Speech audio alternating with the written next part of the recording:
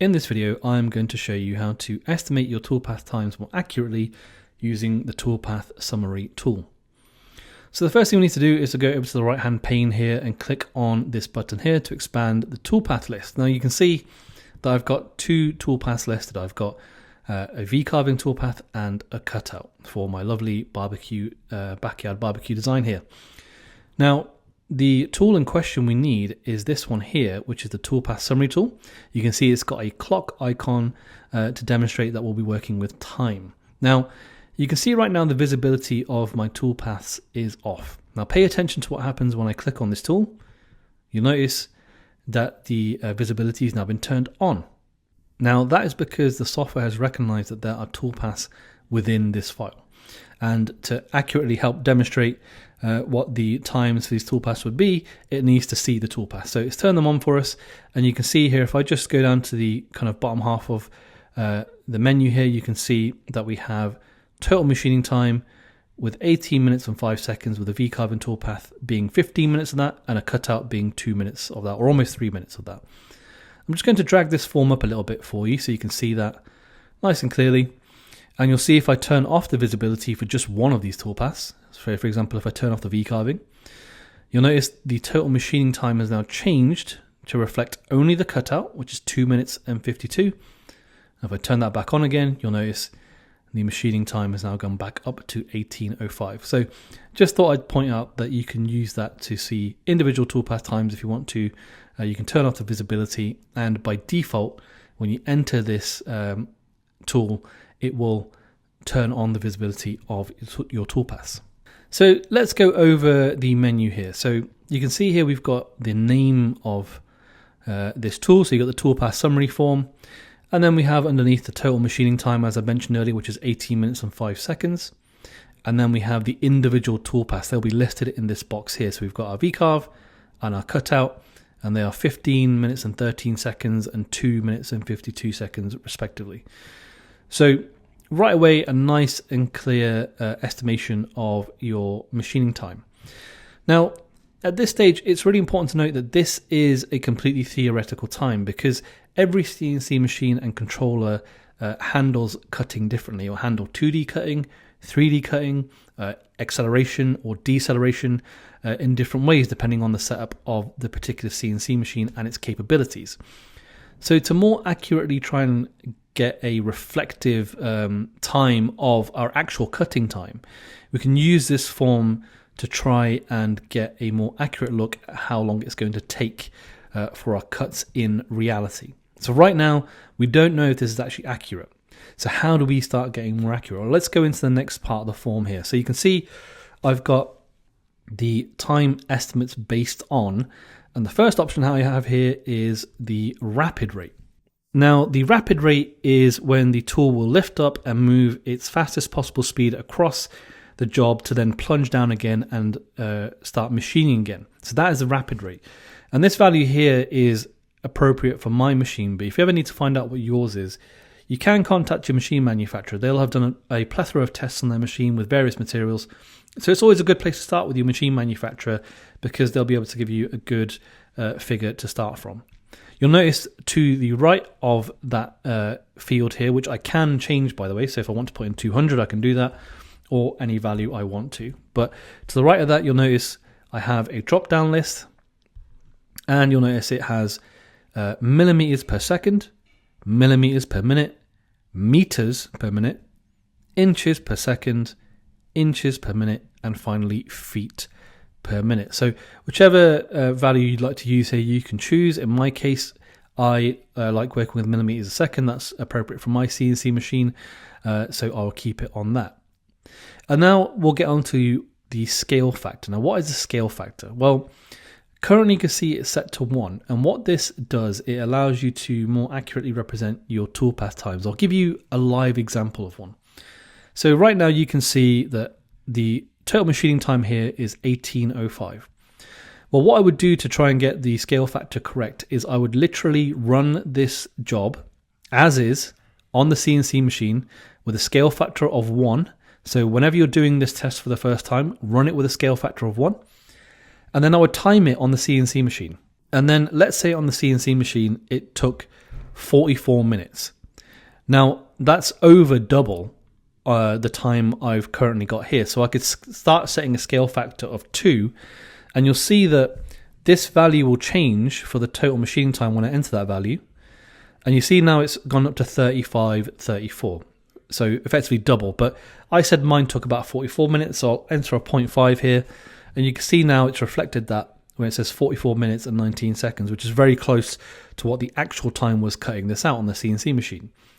So you can see how you can use a scale factor here to your advantage to try and get a more accurate representation of your actual toolpath times within the software. So just to reiterate, the very first time you run a toolpath and you're using this form, go ahead and run it with a scale factor of 1, and then literally time how long it takes to cut on the CNC machine, and then use that to inform your scale factor within this form. Okay? And then next option you'll see is machine acceleration, but I'm going to go over that a little bit later because first I'm just going to briefly touch on notes. You'll notice here I've got a notes section, and now it's important to note that this is going to be for the particular toolpath that you have selected here. You can see right now this V-carving toolpath is highlighted in grey. That's the one I've selected. So these notes will be applying to that toolpath. Now this could be something as simple as, let's type in something as simple as run this toolpath first. So it's quite a nice tool because you can use this toolpath summary form not only to accurately reflect your toolpath times, but also to give you some reminders. So you can see here I've put run this toolpath first. So I want to make sure that in future when I come to run this job, because it's going to be a repeat job, I'm going to be making many of these signs, I want to run this toolpath first. So I can hit apply, and that will now apply it to that toolpath only. You'll notice if I click onto cutout, that note is not there. And then if I go back into V-carving, the note is there because I've applied it just to that toolpath. And then this one, for example, I could put it run this toolpath last, and then hit apply, and now that message will only be for the cutout toolpath.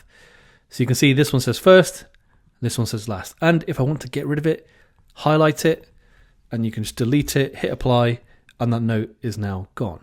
So just another handy feature there in this form to help you to organize your toolpathing. Okay, so now that we've covered that, let's go over the machine acceleration. So let's left mouse click on the checkbox next to it, and we've activated it. So scale factor's off, we're not using that anymore. We're now using the machine acceleration. You'll notice there's a drop down box, and I can click on that to see all of my machines listed here. So you can see I've got desktop, large, the Shapeoko and the Shark, and I set these up with this button just here. So if I left mouse click on this button to the right of the drop down menu, this opens the machine configuration management. Now don't worry if at this stage you don't know what this is, we've got a dedicated video linked about the machine configuration, how to use it and how to set up your machine in the software. So don't worry, we've got that all covered for you, so you can always pause this video, go watch that one and come back if you need to. But what we're interested in is this section just here in the middle called acceleration. Now you can see here I've already got some values populated for X, Y, Z and angle. Now these are all safe and appropriate for my machine, I've already double checked these, but to find out what these values are for your machine, go ahead and start up a dialogue with your machine manufacturer, because they'll be able to tell you exactly what these figures needs to be on your machine, or indeed where to find them and how to set them on your controller as well. So as a first step, contact your machine manufacturer, they'll be able to help you out with getting these values right. Now what are these for? Well, this is for the X-axis, the Y-axis, the Z or Z-axis, and then finally we have the angle. Now the angle is actually if you have a rotary setup. So if you have a rotary setup, that is what the angle is for.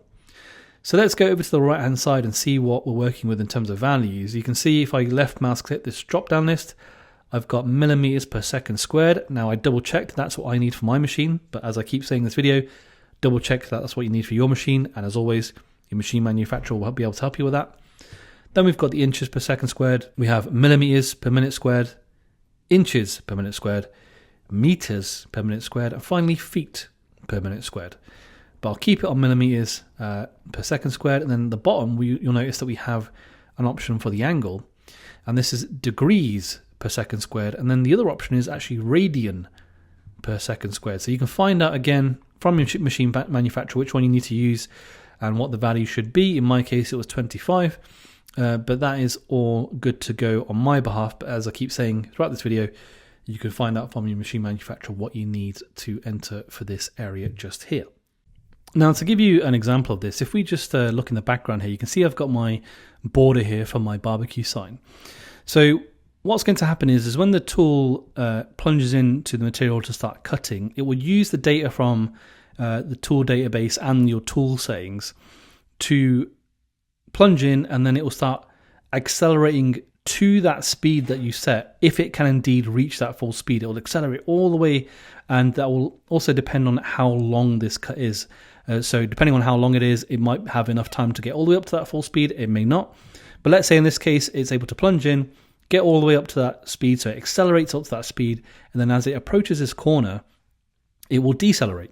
And then as it decelerates, it will round the corner and then begin to accelerate again and then decelerate as it gets to the next corner.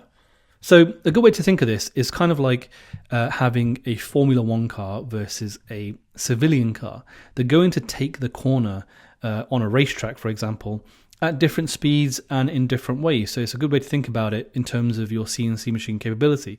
Some CNC machines may have a better time or a more capable way of reaching that acceleration quickly and getting to that corner, and some may have a slower time getting to that corner. So this is why your acceleration matters, because it can help you accurately reflect your cut times in the software. But once you're happy with these settings, so let's, for example, if I change this one to 100, I can hit apply, hit done, and then that applies it to my toolpath. And you'll see here, it's now reflected it on my total machining time as 31 minutes. So this is another option. If you want to get more accurate with your machine time, you can use the machine acceleration to help you do that. But with that covered, that brings us to the end of this video, and we hope you have learned something new. We hope you've enjoyed it, and as always, we look forward to seeing you in the next video.